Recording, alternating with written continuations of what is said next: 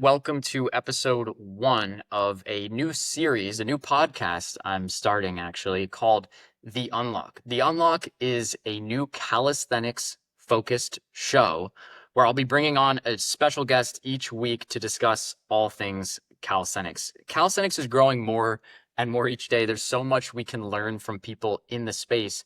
So I'm hoping that by having these conversations, it'll make it easier for us beginners to level up and unlock some cool skills. Now, before we jump into episode 1, I want to briefly introduce myself. My name's Austin. I'm 25, and my fitness journey began about 7 years ago when I got to college, gained access to a gym, and started lifting. Fast forward to this year, I transitioned into a new journey with calisthenics. And so in many ways, I consider myself a beginner. I've made some really fast progress and have strengths in certain areas, but I'm still struggling with things like handstand, push-up, and planche. So I document my journey here on YouTube and on Instagram, but I'm really hoping that with this podcast, I can learn and you can learn. And as beginners, we can really level up together. So enough about me. Let's jump into episode 1. How you been? Good, good. Just worked out, got back. We're both rocking the Yes, sir. the black wife beater. The black wife beater. You were Uh, jacked, bro. You got a low thank body you. fat. Yeah, Low I like to stay shredded. I stay around, I mean, my last DEXA scan was at like 8.9%, and I was really trying to get down 8.9? there. Yeah. Wow. Dude, I I wish was just I can't stay consistent enough with my cardio to do that. dude, I don't even do a lot of cardio. For real? Do you It's track? My diet is rigorous. Yeah. I eat very few carbs. I eat Yeah. heavily protein, animal-based like proteins and fats and Maybe stuff like that's that. maybe that's the move, honestly, because I was thinking It about is, doing bro. that, just low carb, because I had noticed that when I started eating more carbs, because I got addicted to fruits, I just like all of my water weight just came back. I immediately started gaining weight. I ballooned from like 156 to like 164. But they're too good to cut out. Like I Yeah. can't do it. You gotta live. I've just gotten used to it where it's Yeah. like literally I'll eat for dinner, like I literally eat a pound of ground beef with shredded cheese or a ribeye. Like That sounds those, so like good. That those, sounds so good. it is like if you get Yeah. used to it, it's really good, but it's not like I get presented, we all do with, day to day. Oh, you go out, your friends want to go out for beer. I mean, I'm on a whole Yeah. different level of like, I just don't I don't mess with like anything that's not like, yeah, Yeah. I'm pretty, Like I don't my main issue is just fruit. Like I well, usually don't that's eat not like an issue, rice or dude. anything. That's Yeah. fine. I just eat Just like a don't eat too lot of much it. of it. I eat like Okay. literally like a whole watermelon like every day. Like I'm serious. Like it's actually bad. That's not too So, bad. That is a lot of watermelon. but All yeah. right, well, why don't, I did some research, coming into this, and so I know a little bit about your background, but why don't you tell us a little bit about yourself, how old you are, where you're from, and then my understanding is you are an ex-gymnast as well. So I That is assume that's correct. kind of your origin story with calisthenics. So why don't you just walk us through a little bit about who you are and that, gymnastics background. 100%. So obviously, name is Landon. Obviously, 19. I am about 5'9", and right now sitting at about 165 pounds. Um, I'm from Texas, which is in the U.S. Um, and yeah, so my gymnastics background. So I started when I was 6. And then I quit. I did it for about 10, 11-ish years, and then I quit when I was 16. So like 10 years actually. Um, and I was junior Olympic level. And then I ended up quitting due to injury, just because it's a lot on the body. You're doing like 25, 30 hours a week. And I just don't. I think my body kind of got tired of it. I wasn't really able to handle it. So it's just one stress injury after another. So I ended up quitting, and that's kind of where I found my love for calisthenics, because I just tried working out because my brother had like a little home gym set up. He had like a squat rack and stuff. Um, and like it was cool, it was chill, but it was kind of boring compared to what I was like used to. So I didn't really know like what calisthenics was, because nobody uses that word in gymnastics. We just do body Really? weight stuff. Yeah. And then I kind of stumbled upon some videos on Instagram. I was like, wait, like this is like an actual thing. Um, and then I stumbled across Chris Heria, that's when I was like, oh, like wait, like this is kind of So when cool. was that? When was that? That was about 3 years ago. Okay. A little over 3 years ago. It was like And you actually exactly this month, I think, or June.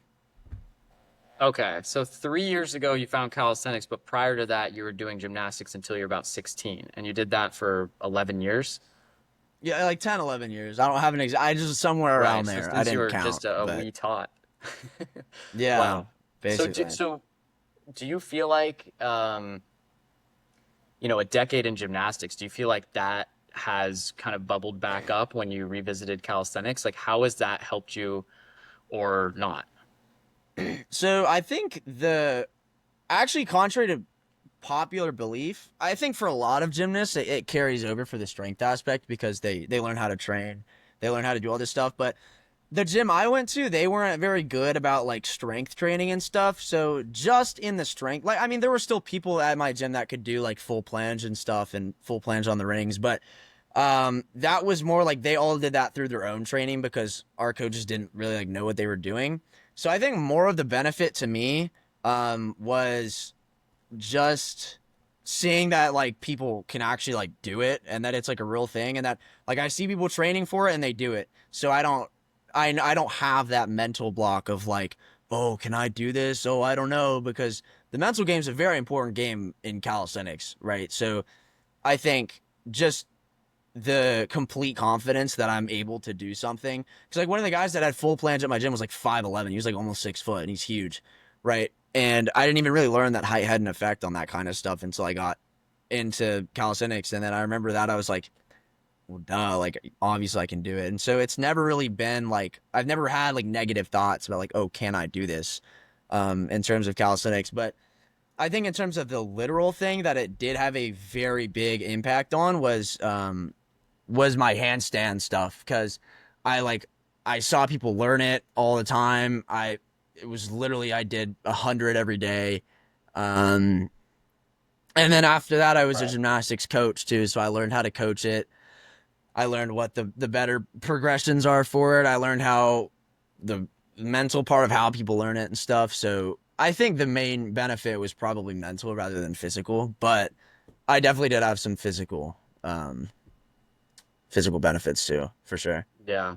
Yeah, no, that makes a lot of sense. I did gymnastics for, oh gosh, I mean, I couldn't have been long, but it was when I was just a kid. I probably did it for a Mm, year or two, but I feel like yeah, I just was not good enough, or and it yeah, was so long ago that I just never. But 10 years in gymnastics, I would imagine that I mean, with handstand especially, like that's got to yeah, translate. And so, yeah. I actually saw one of your one of your reels in the research that I was doing where you said that handstand was the easiest calisthenic skill, and I think that was surprising to hear from me. But now that I Mm, understand your background, it makes more sense. But yeah. that's handstand Because to me, actually. that's was like it was like handstand was just walking in like the environment I was in. So I was like, Right, in the environment I was in, it's like if you can't do a handstand, like you suck. Like right, what are you're you doing? toast. Yeah. So now, to me, I guess it's a little harder understanding that some people have the strength but not the balance.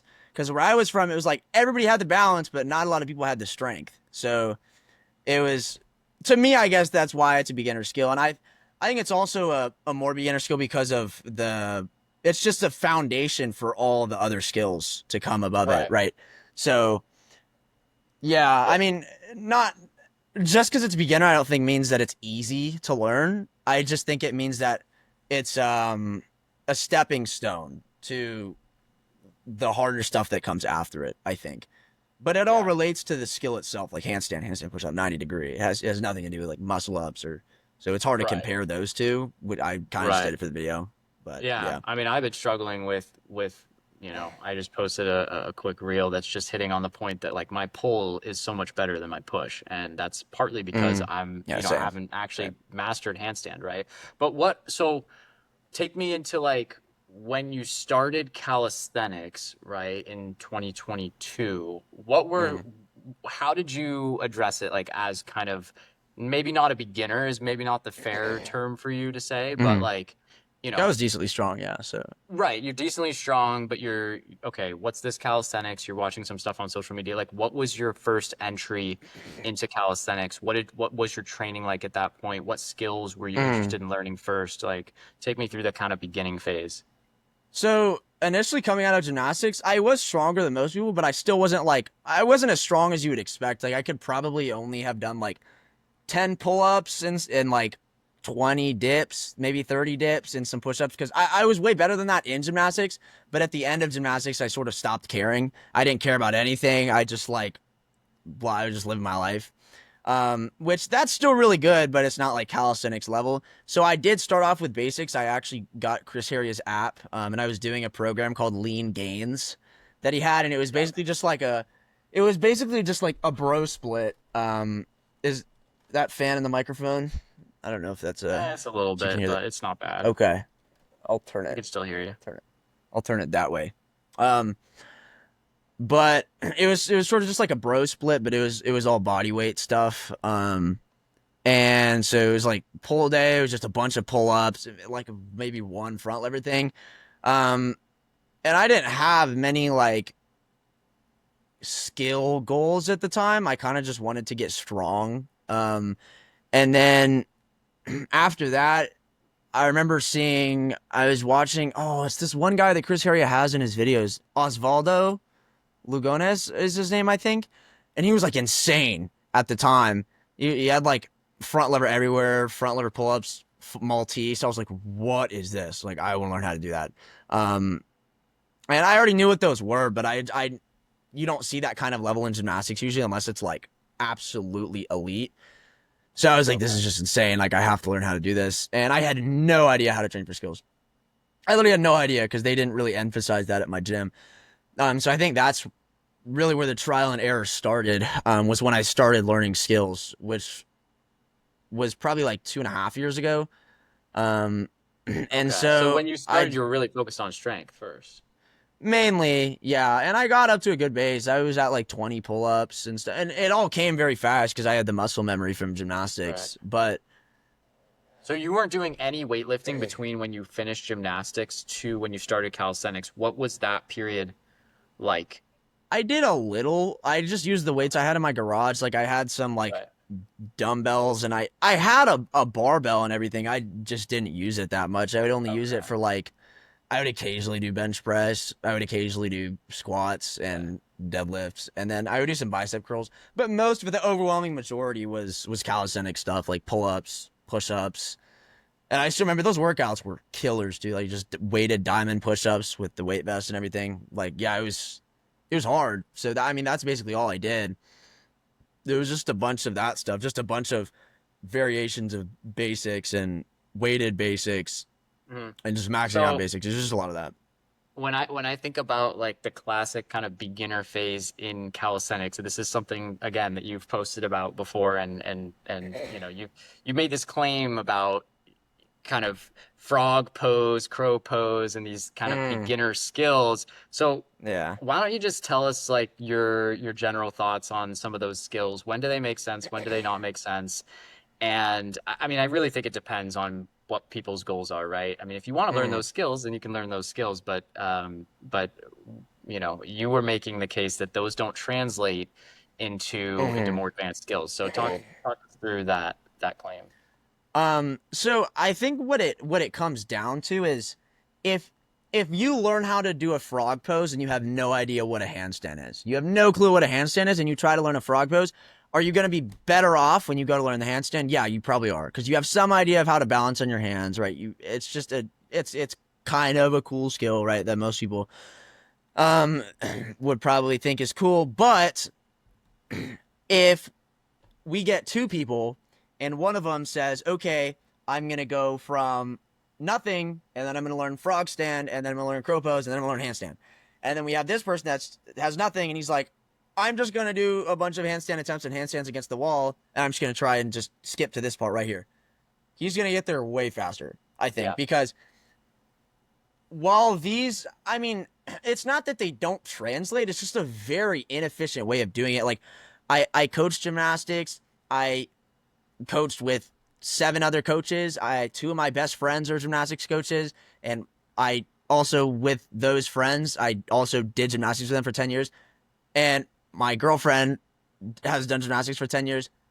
None of us have ever seen people learn how to do a handstand through the crow pose or frog. Like, it just has never happened, right? Like, I've never seen where that. did these poses come from, and why are they like, I mean, when I started my calisthenics journey just in February, those were the skills I started with because that's what I was kind of conditioned to Yeah. believe based on what I was seeing on social media. And I think that's still out there. I'm not sure, I can't confidently say that I haven't recommended those poses in my content, but it's just come from a place of like conditioning that. And I will say, in fairness, I do actually do frog pose and crow pose in practice as a warm up for handstand to put weight on my wrists. Yeah, I think Um, it's good in that regard.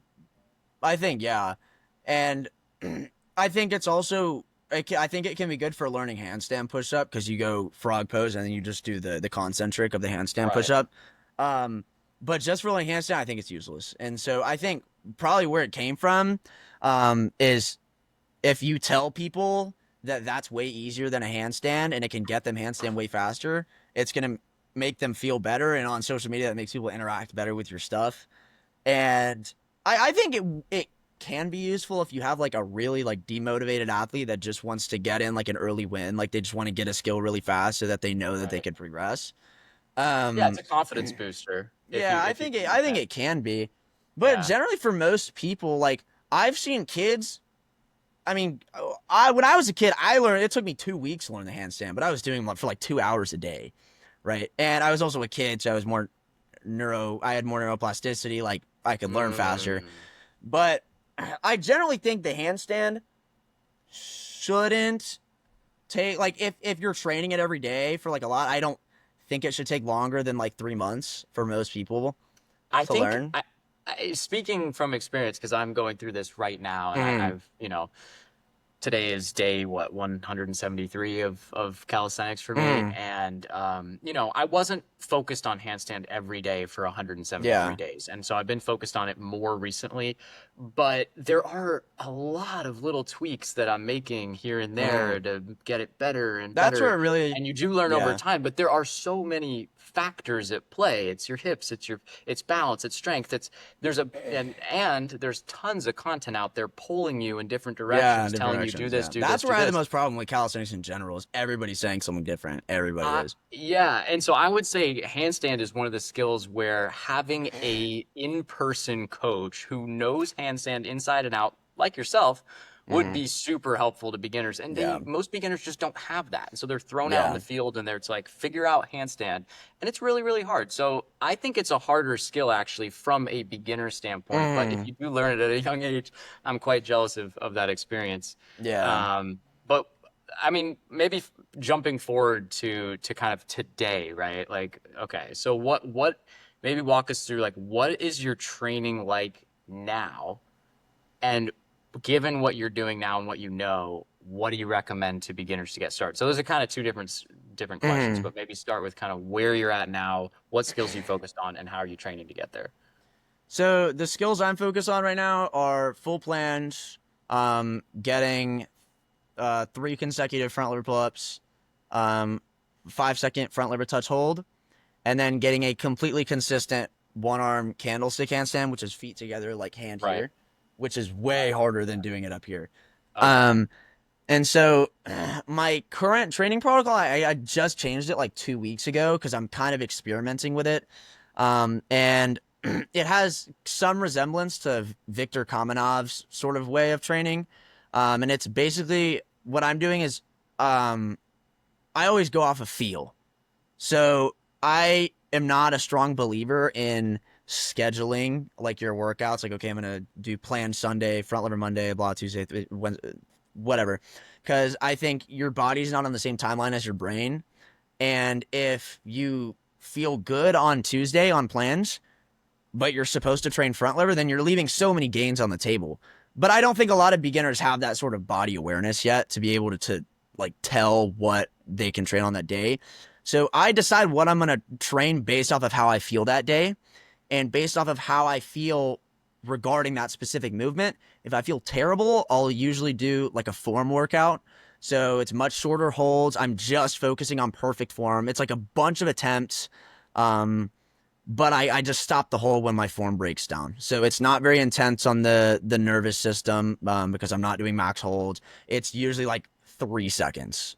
And then I'll do that for straddle planche. And then when I can't do that clean anymore, I'll go to like straddle planche with slightly bent legs, but I'll just try and focus on the protraction. And I'll do the same with front lever. And that's my like form day. It's when I really don't feel good.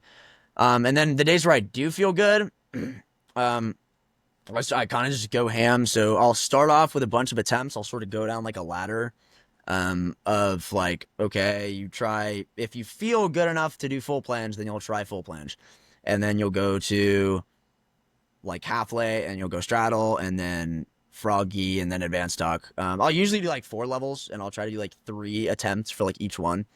Unless I feel really good on that one, then I'll keep doing it. And then after, I'll just do a bunch of like assisted exercises, which I actually just started adding in because usually I would just do sets of like 3 or 4 planche presses with a resistance band, or 3 or 4 front lever pull-ups. But now I'm doing a thing. I'm gonna talk a little louder so hopefully you can hear me. Where I get my chair's nasty because it's old, but I'll get like the weights here and I'll go up with them, and I'll do that for like 8 to like 12 reps.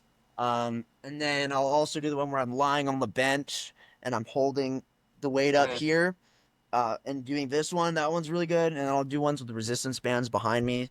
I'll pull it. And then I'll do some, like assisted training too. Like I'll do longer holds with the resistance band, but I usually just leave it up to feel, off of how I train, but that's the general like structure, I think. And then the second part was what would I recommend for beginners? Yeah. In terms of like skills or what? I mean, it depends on what skills, right, you're focused on. I always say like it depends on kind of what your goals are, but just generally speaking, with your training now and what you know over the last 3 years, for beginners that want to get started in training calisthenics, right? I get inbounds, right? I get inbound, hey, how do I get started, right? How do you reply to that question? I think the best way to get started is look at where you're at, just general strength, right? So this could include anything from your amount of pull-ups you can do to the amount of dips or push-ups. I think that's the best way to start. The benchmarks.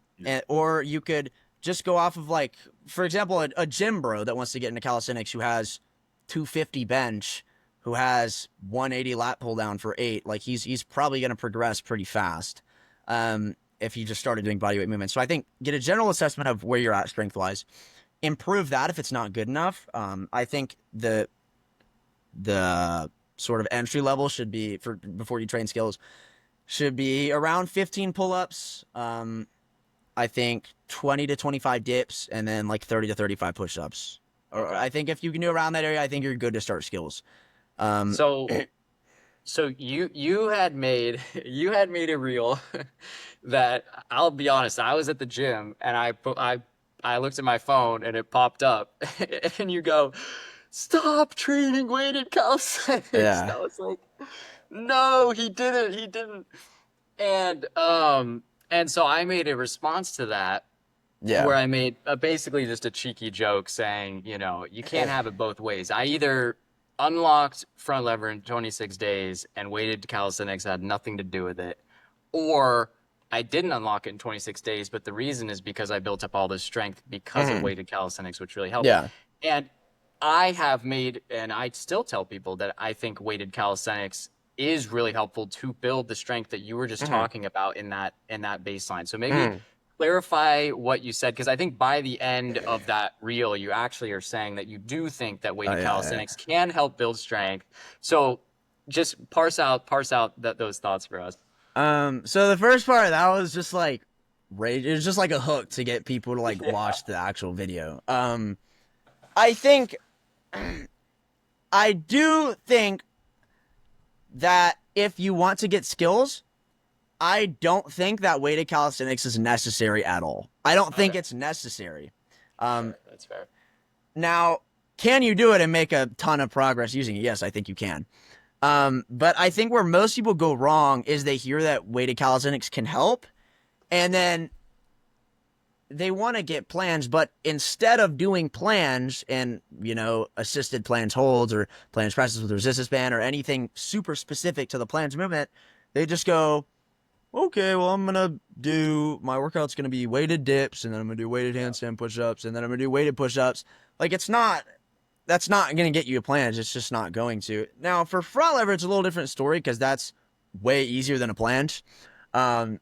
So that's where I would say probably why you got it so fast is because you had a huge base. Your base was up here, and your skill was down here. So when you started training your skill, it rose up really fast, right? But it took you a long time to get up here.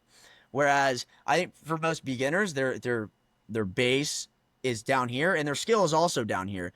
So it's going to take them longer to raise this and then also raise this than to just because. With this, it's like this goes up, which is your base, and then this goes up a little bit, and then this goes up, and then this goes up a little bit. But with your skill, it's like it goes up here, and then this comes up like right here, and then this comes up here, and then this comes up right here, and then this comes up here. So I think doing skills also builds you a base. Like Nathan Bosech he's never done bench ever, and he can bench 125 kilos, which is about 285 pounds, and he's like 130 pounds, which is insane. Yeah. That's like powerlifting level. Yeah. He can. I don't know what his weighted pull-up is, but I think it's like 150, 160 pounds. And then weighted dip, it's like insane. It's like insane. And he's never trained those ever. And he's very open about that. He never trains those. So I think you can use it at say the end of your workouts. Like sometimes, a lot of the times at the end of my workout, I'll just finish off with 3 sets of weighted pull-ups, 3 or 4 sets. Or I'll do, some weighted dips. I do those less occasionally, though. I mainly just do dips, like lean dips with protraction. So for that, I think it can be useful. Now, for skills like one-arm pull-up or like muscle-up, I think it can be very useful because it's just training your explosive strength. Obviously, but those are a little different than isometric movements or statics like the planche and front lever because those are very specific movements that you have to have very specific neural pathways for. So I think you have to majority of your training needs to be training it very specifically. And I mean, that's why I was so adamant about you cannot find me a single person who has ever gotten a full planche by only doing weighted dips. Cause even Nathan Bosech, he made a whole video about stop training weighted calisthenics. And he was more adamant than me. He was don't do it ever at all. And he's really good at statics. So, I mean, that's just kind of where I come from. Do I think it can be helpful? Yes, I think it can absolutely be helpful if you're doing it in the right way. I just think it shouldn't be your whole workout. Yeah. No, I consider that claim clarified at this point. It hit a soft spot for me because I was it was so in your face at the beginning, and then I watched the whole thing and I was like, okay, I see where he's coming from. But I want to double click going back to this planche conversation. So you have put out some content talking about your kind of struggles with that skill in particular. So maybe can we double click on that? What was it about your shoulders? Let's dive a little bit deeper into what you found out about your planche form that was maybe wrong and what you're doing to address it. Yeah, so I think the main issues with my planche right now, obviously I'm trying to sort of space it out within the videos because if I just drop everything in one video, then there's only one video to make. Sure. So you don't have to tell me everything. So with my shoulders, essentially, is for my entire time training planche, I've just tried to hold the planche. I haven't focused on this or any of this. I've just just hold it, right? And so now I'm having a very big issue of being unable to hold it with good protraction because I just hold it like this, which is, it doesn't look awful, but it just looks a little weird. And so I'm trying to work on getting it here. And then I also just figured I just genuinely don't have enough strength in my shoulders, I don't think, to hold my body straight to the ground like that. Because if you look at every single time I do the planche, I'll go into it and then my arms go, and my lower back starts to compensate because I start doing a banana. And so the way I found out that I can strengthen that is just, I think I need to do more volume, because literally all I've done for the past 2 years is just nail in, okay, sets of 3 to 4 reps, right? Because we're just training strength, right? I should only need to do 3 to 4 reps. And so I didn't really see the use of volume. But I think now I do, because you build all the volume, you get your body used to it, and you cut it down, and then you're better. Because it's like trying to Right. go from, it's like trying to get a tiny block of clay like this and then sculpt it, right? And then put a tiny block on it and then sculpt it. And not a tiny block on it and sculpt it. That's like trying to do it intense. But if you build volume, you just have the whole clay block already. And you can just go and just trim everything off already. And it's easy because you just have the whole Are thing. you using But bands? yeah. Oh, yeah. You are. Okay. I use bands like religiously. Like I wouldn't be able to survive without them. Right. What gosh, I mean, there's so many ways, like directions I could take this conversation. What do you think beginners? I mean, planche. Everyone wants to hold a full planche. Like, you're at a more advanced stage in your training. Like, what? How do beginners get started with planche? So I think a very important note for beginners in planche is, a lot of people don't know this, is that a huge component of the planche is the bicep, because the arm is being pushed down like this, and it's your triceps job to stop it from overextending. So it has to activate and try and pull it back this way. And especially when your arms are straight, your biceps are in a very elongated position, which makes it very easy to tear. So I think the mistake a lot of beginners make, I'll just do it on my chair right here, is they literally get into like they try to learn a tuck planche. Okay, well, my chair's rotating. But they try and get into a tuck planche, and they just try to do the full thing. And they just keep doing attempts. They're like, and then they never get anywhere. And they wonder why. So I think the most smart way to prevent injury and to actually make progress is actually literally going through the progression. So strengthen your biceps first. That's why I think it's important to get a base. Oh, this boy's going to try it. He's going to try it. I don't know if you could see that. But that's why I think it's very important to get a base so your bicep tendon's strong enough to not tear. And I think train it maybe 3 times a week to start. 3, maybe 4, but I'd probably say 3 to start. How long are your workouts overall, like on average? The form days are usually not long at all because it's just form, maybe like 20, 30 minutes. But my actual days where I'm actually training, it can be anywhere from like an hour to like 2 hours. It depends. But I mean, I'm not at the level of like elite endurance. I mean, if I was just training front lever, like just front lever hold, like I'd probably have a 3-hour workout just because I have a lot of endurance for front lever because I've been doing it for so long. But now the stuff I'm doing is way harder, so it fatigues me a lot more. So I just end up fatiguing pretty fast. But I think that's probably where beginners start. And then they start obviously with tuck planche. If you can't even do a tuck planche, then do it with resistance bands. Lots of planche leans, focusing on the protraction. And then once you can hold a variation for like 8 seconds, probably 8-9 seconds, I'd say you can move on to the next one. Yeah, I want to ask you about your nutrition. Like, take me through like a day of eating.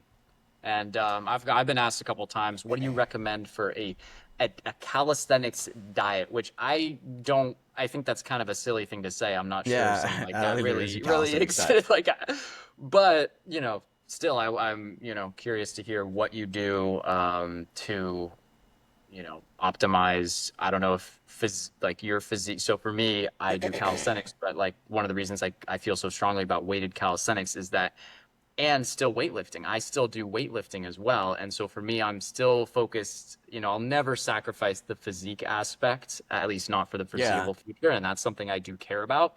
And so that's where nutrition does come into play a lot as well, but just generally for having strength. So take us through like a day of eating. Yeah. Real quick, I'm gonna wipe off my camera because I think it's go for it. Yeah, there we go. Okay. So nutrition, I don't think this is just for calisthenics athletes. I think this should go for every athlete. But I think it should consist of entirely just whole foods. If the ingredients are more than itself, I don't think you should be eating it. Now, obviously with caveats, like if you're going out with friends, have whatever you want. If you're doing this, blah, blah. But I think you should wake up, slam some eggs, some protein. I think you should be eating lots of fruit so that you keep your energy stores up, get a lot of hydration through fruits. I think I don't think carbs are quite as important as most people think they are because you can get them from a lot of other sources, especially if you're eating fruits. I don't think you need to be slamming rice every single time you eat, like 5 cups of rice. But um, I think, and obviously, when people start getting more advanced, they start realizing that their body weight like has a very um, has a big effect on their training. Like if I'm 162 versus 165 pounds, like I can feel that. Like it's a huge difference. Like when you start getting into skill training. So I like to train fasted, and so I think Yeah. for diet, that's what a lot of calisthenics athletes can start with. It's just training fasted. That whether that means training in the morning or if you train at 6 p.m., just don't eat until after. Like don't. Oh no. Sorry, Yeah. eat until lunch, and then Right. stop eating, and then don't eat again until after. Right. But I think it should consist of whole foods. Try not to slam processed stuff. Because I'm also a very big health advocate, anyways. Because before I started posting calisthenics content, I had over 300 posts about because I was trying to become like a health influencer. But those were very Oh, cringe wow. and didn't work. Yeah, so that's something I'm very passionate about too. Because so many people just have no respect for their body. They eat Well, processed stuff all day. They drink soda. They do this. yeah, if I could just jump in, like I did see the last YouTube video you posted was about protein absorption in the body, which is very interesting and and you kind of debunked the myth that you can only really absorb 20 grams of protein. And honestly, if people here are watching and interested, I encourage you to watch that video because you're really citing like actual, studies and I kind of knew already that that myth was kind of BS, but I didn't really know why. And Yeah. so that was an interesting topic. It was But it was insightful to learn too, because the reason I made it because my kinesiology professor in the middle of class was like, "If you eat any more than 20 grams of protein, you're just gonna poop it out." I was like, no way, "What are you no talking way. about? Like you are Pseudoscience stupid. in the Like what are you classroom. talking about? Like." And she's like a doctorate. She's like 32. She's coached like NFL football teams. I'm like, what are you saying? Like Yeah, that's just not that's true. crazy. Like That's crazy. What about sleep real quick? Like how much sleep are you getting? Like what are your thoughts since you're, really into the health side of things? What are your thoughts there on sleep?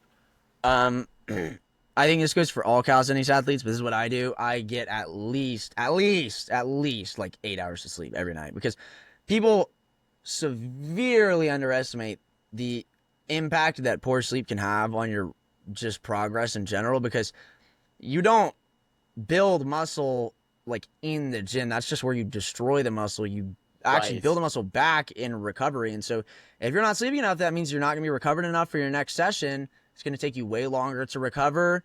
And I was noticing that during college, I got into a very bad habit of sleeping like 5, 6 hours a night um, during the first semester and a little bit of second semester, but not really. And during that time, like I saw a huge tank in my. I was still training every day. I was training front lever, planche, but I literally stayed stuck on like a straddle planche that looks like this for like 4 seconds for literally like 6 months. Yeah. And I was making no Yeah. progress. And I No, can it's guarantee it's probably all because of sleep. 100%. I couldn't agree with that more. I've made a couple videos now kind of talking about my journey and how really everything changed for me in January this year.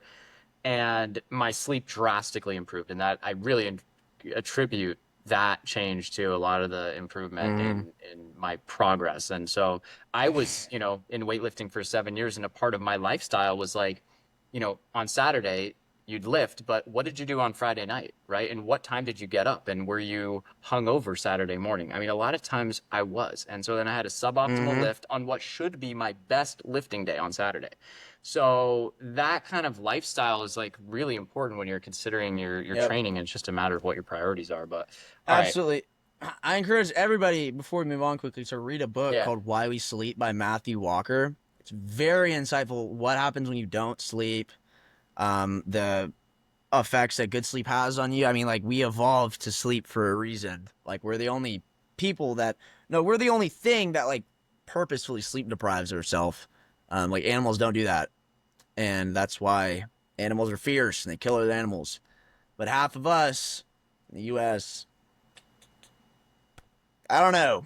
They're just not not really. I don't know. They're not happy with how they're living, and I think It's a just lot of something that that is because of it's sleep. Yeah. you don't see or you don't feel a strong connection to like the progress you're making when you sleep. And so it's so Mm. easy to just be like, oh, I'm just gonna stay up or whatever, this or that. But the amount of impact that that has is like you don't visually see it, and Yeah. you feel it the next 100%. day, but it's kind of like whatever. And so, but yeah, I've had to make that adjustment just in the last year, and I was totally like same thing, college lifestyle, like, oh, I'm lifting heavy, like I should be making gains, and then you get 4 hours of sleep, and what were you, you're probably eating before bed, you're Why am I drinking. not I making mean, gains? yeah, exactly. It's like, bro, Yeah. like if you do that, all your gains that you were at the gym, you may as well have just not showed up. Like that's Yeah. that's how Yeah. I feel like so strongly about that. But yeah, moving on here. I mean, maybe this is maybe kind of a more like deeper question here, but like maybe walk us through or take us to a time that you were most discouraged in your journey. Like Mm. when can you think about when you were most down and discouraged? Because I've had moments where I'm just like, I thought I unlocked this skill. Like, what is going on? I feel like I just gave back all my progress. I'm back to day one. What does your Hmm. mind do in those moments, and how do you pull yourself out of the rut? So that's actually a very good question, I think, and I think this is something that's very important for all beginners. So I think for the majority of the time that you're doing calisthenics, and I think this can be easily related to like bodybuilding. So I'll just give that example first. Like a lot of people who start lifting, they start lifting and they just think they're making absolutely no progress. They're like, "What is going on? Like I'm plateaued. I'm here. I'm here. I'm here." And they keep looking in the mirror every day and they're like, "I look like shit." And then finally they find like a picture, a video of themselves from like 2 years ago, and they're like, "Whoa, like I actually have made like a ton of progress." And I think that's the exact same thing with calisthenics. And so I think the most demotivated I was probably like a year ago, or probably a year ago, like before I started entering college. Um, and I had like a 2-3 second front lever, like okay, and it just felt like I was not making any progress. Felt like I could not get past advanced tuck planche. I just kept trying over and over and over and over again. And I like kind of got a shadow planche, but it was like a really poopy one. And then I eventually, like at the end of my college year, I was like looking back at what like my level used to be, like starting college. I was like, wow, like I actually like have made like a lot of progress. Um, and it's obviously during that first semester, I was like not doing the right things. I was literally eating like 700 grams of sugar a day and sleeping like 3 hours a night. So I was making barely any progress.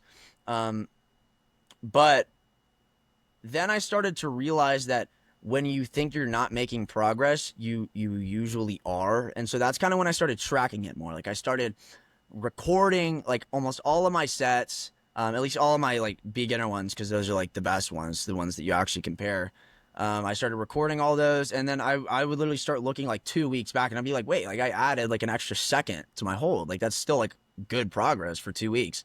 Um, and so I think a way that beginners can combat that and pull themselves out of it is just track what you're doing. Um, because I think usually you are making more progress than you think. You just aren't keeping track of it. So I think record every single set, and even if it's not an improvement in the amount of time you're holding it, like a straddle planche like this for 4 seconds and a straddle planche like this for 4 seconds are complete like 3 times harder. Like if you can hold a 4 second straddle planche like this, you can probably hold like an 8 second, 9 second straddle planche like this. Like you're halving the time by making it perfect form. So I think track it. And I think if you genuinely are making no progress, I think you need to look at what you're doing all your entire life, not just your training. Because I think usually it's actually not your training. I think it's usually other lifestyle factors that you're not accounting for. And I think you see, okay, what did I change now from when I was making progress?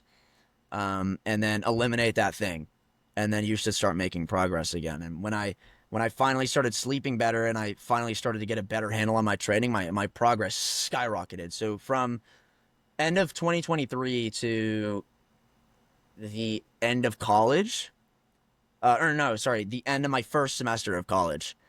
Um, in the end of 2023, I was at about a maybe 1-2 second front lever. And at the end of college, at the end of my first semester of college, which is exactly a year later, I was at about a 4 second, 4 or 5 second, maybe 6 second front lever. And from then to now, since I started doing the right things, I went from a 4 second to a 15 second front lever, multiple front lever presses, almost 3 front lever pull ups, almost a front lever touch hold. I'm now on the brink of getting full planche. So once you start tracking stuff and actually looking at your life to see why you're not making progress, then that mental block's gonna go away, and you're immediately just gonna you're just gonna go way faster. So Yeah. Yeah, I totally agree with like I mean because I'm making content and stuff and you know it's I'm recording everything, but I kind of yeah, have almost taken that for granted, and so I totally agree for beginners, like record what you're doing because every yeah, set I record because I never know when I'm gonna have, you know, something might interesting might happen. But to be able to watch that back in between sets and immediately pinpoint like, oh, like here's what I need to adjust is a really mm-hmm. powerful tool. And so if you're not taking Yeah, advantage of that, I definitely think you should. 100%, Um, all right, so 100%. I want to switch to just really briefly an interesting topic, which is like the content creation side. So Mm-hmm. I've actually seen that you have been posting videos on YouTube for quite some time. Like you've been going at this content game, and I didn't know about the health Mm-hmm. kind of Yeah, influencer side of it as well. But you make a lot of super funny content, bro. Like thank where you. does the inspiration come from? Like maybe talk to us about like Um, what gives you those ideas? Like why did you start with that kind of content? Like what made you want to start posting calisthenics content in the first place? Like yeah. So I'll start with very back. We go way back to the beginning. I started posting on Instagram about 2022, end of 2022, beginning of 2023. Like really posting on Instagram, trying to be like a content creator. And I had seen people, I don't know if you know who they are, but like Santa Cruz Medicinals and yep, stuff. And like I love their stuff. And so I yeah. want to like make content like them. And so basically I started making videos, but they were really bad. Like they were like really bad. Like I would start the video and it was like my phone like right here, and I was like, "Here's 3 things you need to do to stay more consistent in the gym." And then I'd say like really fast and put like maybe one B-roll over it, and I'd just end it. And I also did a ice bath challenge that people used to do all the time. I did like 130 days of it. And I I got saw that. maybe 10 followers the whole time. And so I ended up deleting all of those because I got like very insecure about them. And then the urge grew really, really strong again this summer. I was like, I cannot stand not being anybody. Like, I just have to be someone. Like, I just have to make an impact on people. And so I was like, I don't give a fuck what anybody thinks. I don't care if my friends think it's cringe. Because in the end, like, the people who criticize you are the people who are usually not going to make it anywhere because it shows them a part of them that they're dissatisfied with. And so I started realizing, yeah, I literally don't care. So I just started posting whatever. And I don't remember what my first post, it was just a compilation with, I'm looking right now, with me and my friend. We were at a calisthenics park, and I just was recording some stuff, and I was like, yo, I think I'll just post this. And then some of my friends slid up there like, yo, this is like low key cool. And so I was like, oh, okay, say less. And so I started posting some more. And then one night, like a month and a half ago, I had seen this guy on Instagram, and he was doing those videos where you like speed up your voice and slow down your voice. And I thought it was really funny. And so I literally just had the idea. It was like a 5 minute idea. It was literally just like a Yeah. 5 minute idea. I was like, I'm just gonna go upstairs and just talk shit about calisthenics. And so I just literally just went upstairs and put my phone on my fucking ping pong table, and I was like, I just saw my body parallel to the ground for 3 seconds, and it literally took me like 5 minutes Dude, to I die edit and every record. time I because And then sometimes I that go video back got and like watch it. It's so funny. 300,000 views. I was like, Yeah. what? I was like, this is a video I put the least amount of effort into, and it's got the most views. And so I posted that. I was like, okay, maybe making rage bait is the meta. So I started making some more rage bait. And then I was like, okay, if I make rage bait about calisthenics, the people who I actually want to follow me are gonna think it's funny and know it's rage bait and then follow me.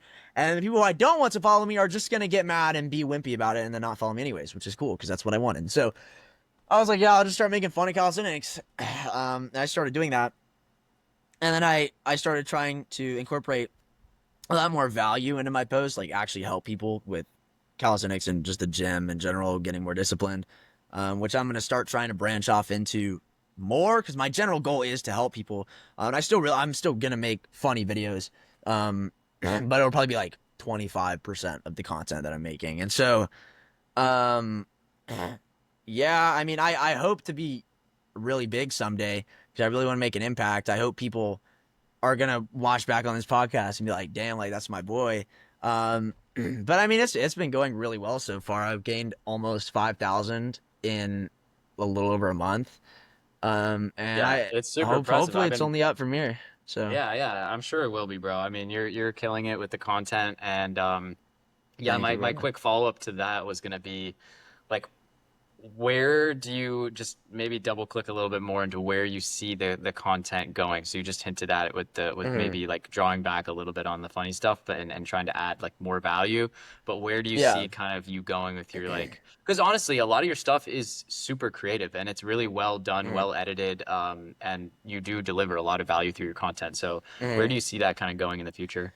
Um, so I think the main things that I want to accomplish with my channel are I want to educate people on um just sort of bodyweight training in general. I want to motivate people to change, not just through bodyweight training, but just to get better at everything in their life, and to start doing the things they really want to, and to stop caring what other people think about them. And then I just want to make people laugh and have a good time. Those are the three main ideas I want to have, or not ideas. Those are the three main goals of mine. Because I can't stand the thought of dying and having made no impact on anybody ever. Like I just can't stand that. Because I've seen the impact that other creators have had on me, Chris Heria, all of them, and I just want to have that same impact on other people. So, I think where I see it going, um, I I make more funny videos now because they get views, which brings me attention, which will bring attention to the educational videos. But just sort of a lot more shorts just talking about here's how you do this, a lot more motivational shorts. So like there's this one guy that I follow and he just makes videos, super cinematic videos of him like on a mountain somewhere and he'll just go and he'll just start doing dips with like a ski mask on and it's just like you can't really explain the way it makes you feel, but it's just like Yeah. it just makes you want to lock in so bad. And so I want to start doing a lot more like motivational content and educational content is I think where I see it going. But still a lot of funny stuff too because I don't want people to take me too seriously because I think a lot of people take everything too seriously and I just want to show that like most of the time it literally does not matter. So just Yeah. crack jokes, say stupid shit, say literally whatever you want. I mean it doesn't really matter. Yeah. And then you can still help people through doing that. But yeah, I think that's where I see it going right now. Yeah, I want to move to some just final kind of quick fire questions, but before we do that, for people that are watching that may want be inspired to like make their own content and have that impact you're talking about, what is your kind of tip? And obviously, I've actually got a long track record of trying to make content as well, but what do you tell someone that is just like, oh, what are people gonna think of me? Like having those thoughts, right? It's hard to get out there, post something Mm-hmm. publicly. What do you tell that person that's like on the edge that just wants to get into the content game, but is Mm-hmm. maybe a little nervous, or maybe just started and is wanting to level up their content? Yeah. Um, the biggest piece of advice I can give is it doesn't matter if you are religious or not. You are going to fucking die. You're gonna hit the fan, and nobody that's living is going to remember you, right? And if you're religious, then you'll see people in the afterlife. But that is when people are not going to be judgmental. So the only time you can ever be judged is in this life. And the number one regret, you can go look it up, anybody watching this, of dying old people is that they lived the life that other people wanted them to live, and they didn't live the life that they truly wanted to live. So all the people that make fun of you, fuck them. Like, it's your life. It's your life. God gave you those ambitions for a reason. If you're religious, you have those ambitions for a reason. The people who are trying to hold you back, that are saying bad stuff about your content, are literally just like the crabs at the bottom of the bucket that are probably never going to achieve anything. And as rude as that sounds, like, it's just a way of saying, like, you are in charge of your own life. So it literally does not matter at all. Like, you could just post anything. Just post anything. I think so many beginners just get stuck on, like, what do I post? What do I post? They get like decision fatigue because they want the video to be perfect. And I just want most people to understand, like, your first video. I mean, like, even Mr. Beast said that. And I'm saying this with having only 5,000 followers, which is really not that many in the grand scheme of things. But it's like, your first videos are not going to get any views unless you spend like $15 million on it. So just post something and then try to make one thing better every time. I think the reason I'm growing so fast, and I think the difference between me and other creators that I see that have either grown a lot and stagnated or are stagnating, is I think a lot of them post content that, in the most respectful way, most people just don't really care to watch. Like, a lot of people post like too much like personal stuff, or too much just talking, or too much stuff in their life, and that's cool. That's really cool, but a lot of people don't care unless you are already huge, unless you're already someone that they can care about.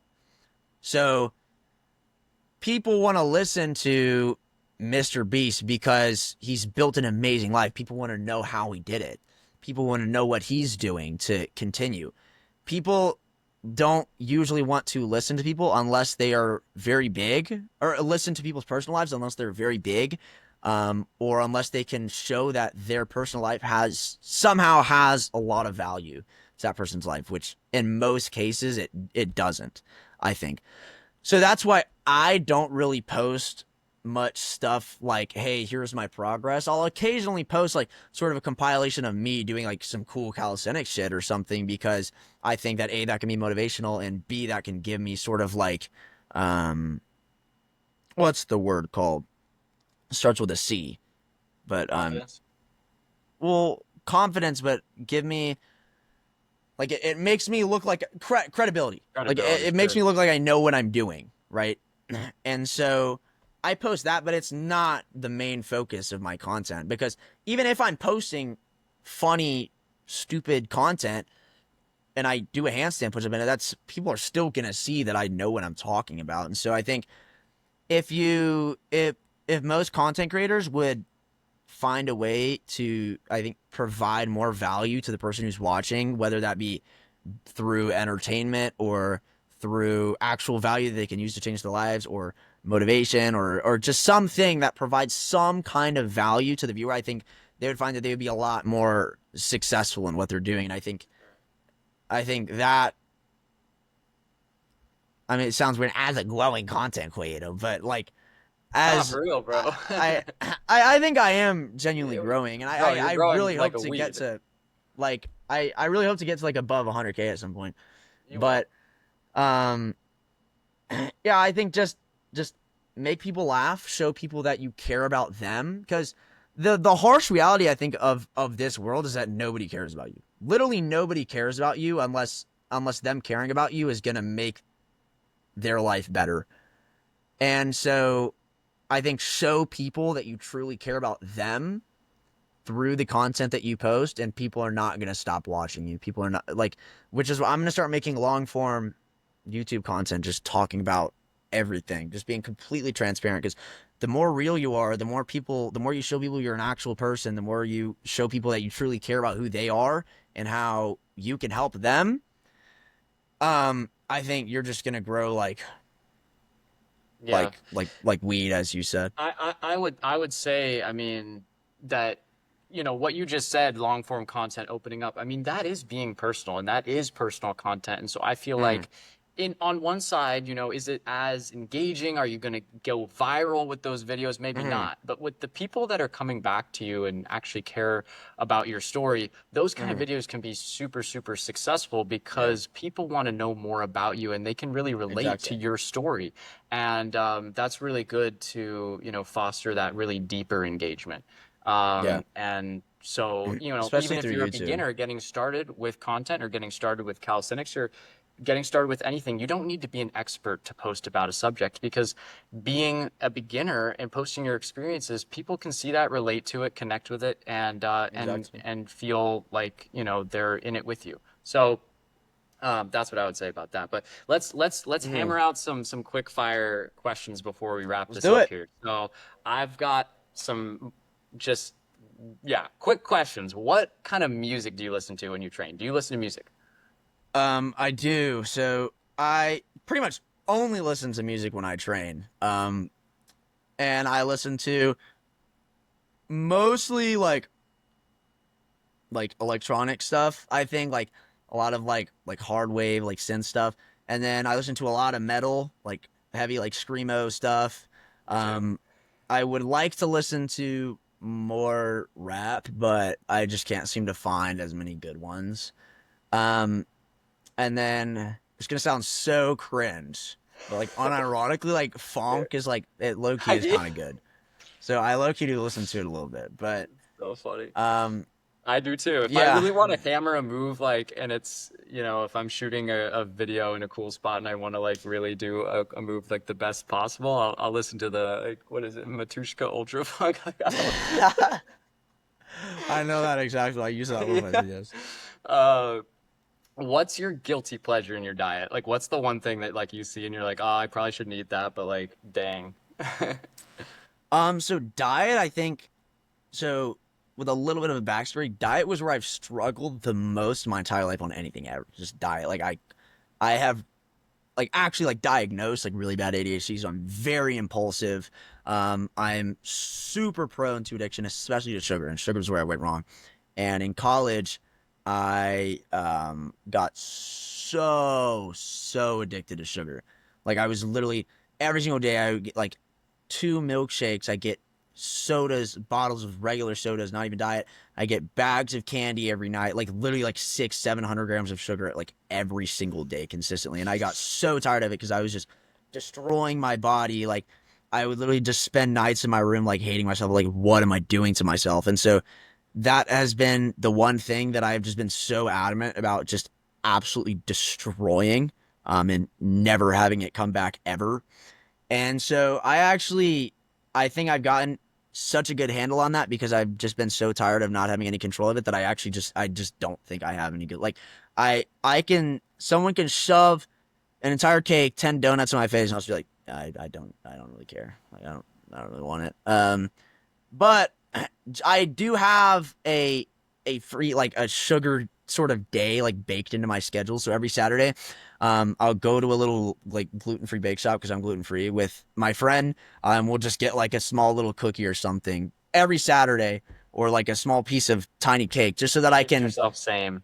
Yeah. so that I don't like have the mindset of oh I can never have sugar again, and Right. then that makes me fail, right?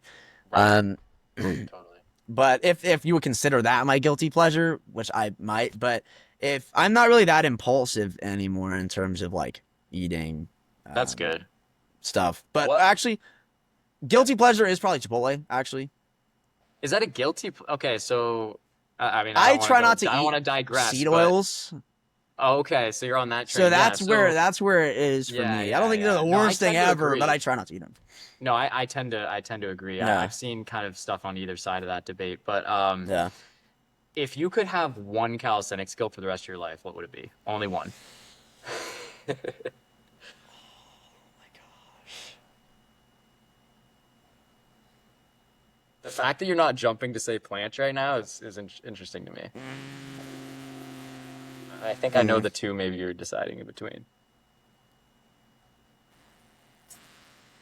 I think if I would have to pick one, I think it would be fingertip planche. That's Because yeah. That's, fingertip planche you can do anywhere, everywhere.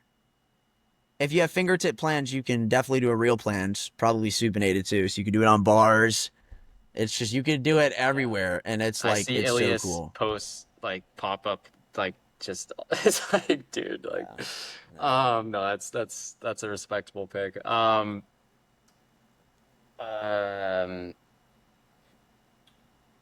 what is something that people might not know about you just from your Instagram? I feel like we learned a lot, but Mm. like what's one more thing? Like do you have like a weird hobby or something that we don't know about?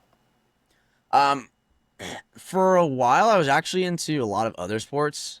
So I actually competed in table tennis, which is pretty Oh cool. wow. Ping pong. I also played tennis for a while and pickleball. I almost competed in pickleball too. So I like racket sports a lot. I think they're very fun. I think they're a good way to get cardio into. And then another thing is I play the trumpet. So I at college, I'm the one of the lead like screamers, like trumpet screamers. I'll explain that. So basically, a lot of people in every song, usually a trumpet's like blasting a high note. They're like, and that's very very hard to do. And so in my like marching band at my college, they dedicate like those positions to people. And I just blare notes, and I am one of the. I'm just one of the upper trumpets in it. I played trumpet for like 9, 10 years. So, Interesting. Yeah, I never would have uh, guessed that. All right, last question. What's your favorite thing about calisthenics?